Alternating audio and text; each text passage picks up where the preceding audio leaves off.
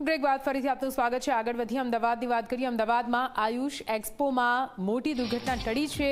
છતમાં અચાનક તિરાડ પડતા લોકોમાં ભયનો માહોલ જોવા મળ્યો।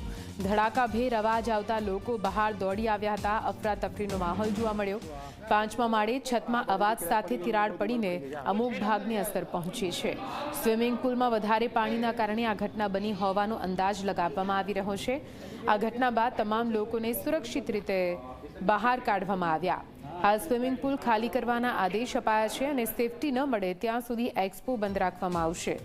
મહત્વનું છે કે છત્તીસગઢ અને ગુજરાત સરકારે સાથે મળીને એક્સપોનું આયોજન કર્યું હતું। છત્તીસગઢની જડીબુટી ગુજરાતમાં લાવી આયુર્વેદને આગળ વધારવાનો પ્રયાસ કરવામાં આવી રહ્યો હતો। જો કે તે દરમિયાન જે બિલ્ડિંગમાં એક્સપોનું આયોજન કરવામાં આવ્યું હતું તે જ બિલ્ડિંગમાં 5મા માળે અચાનક ધડાકાભેર બિલ્ડિંગમાં તિરાડ પડવાની ઘટના સામે આવી અને તેને લઈને આ એક્સપોને હાલ પૂરતો બંધ રાખવામાં આવ્યો છે।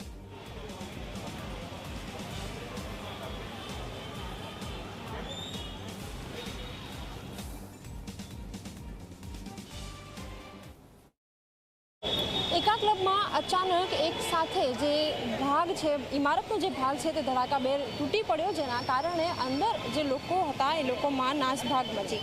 મહત્વની વાત એ છે કે મણિનગરમાં આવેલી એકા ક્લબની આ ઘટના છે, જેમાં ક્લબના 5મા માળે સ્ટ્રક્ચર છૂટું પડ્યું અને એ ઘટના બાદ ફાયર વિભાગને જાણ કરવામાં આવી છે। મહત્વની વાત એ પણ છે કે એક છોકરી, એક યુવતી કે જે પણ અહીં હાજર હતી તેને સામાન્ય ઈજાઓ પહોંચી છે।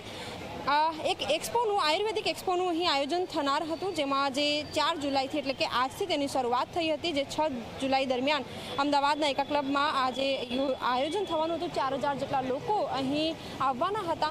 છત્તીસગઢના એક મંત્રી પણ અહીં આમંત્રિત હતા અને કહેવામાં આવી રહ્યું છે કે એવો જ્યારે મીડિયાનું સંબોધન કરી રહ્યા હતા એ જ દરમિયાન આ ઘટના બની। જો કે ઘટના બાદ તમામ જે લોકો છે એમને બહાર કાઢવામાં આવ્યા છે અને ફાયર વિભાગ અંદર કામગીરી કરી રહી છે। 5મા માળે જે સ્વિમિંગ પુલ છે એને પણ ખાલી કરાવવાની કામગીરી અત્યારે કરવામાં આવી રહી છે। કેમેરામેન તુષાર શાહ સાથે સપના શર્મા, Zee 24 કલાક, અમદાવાદ।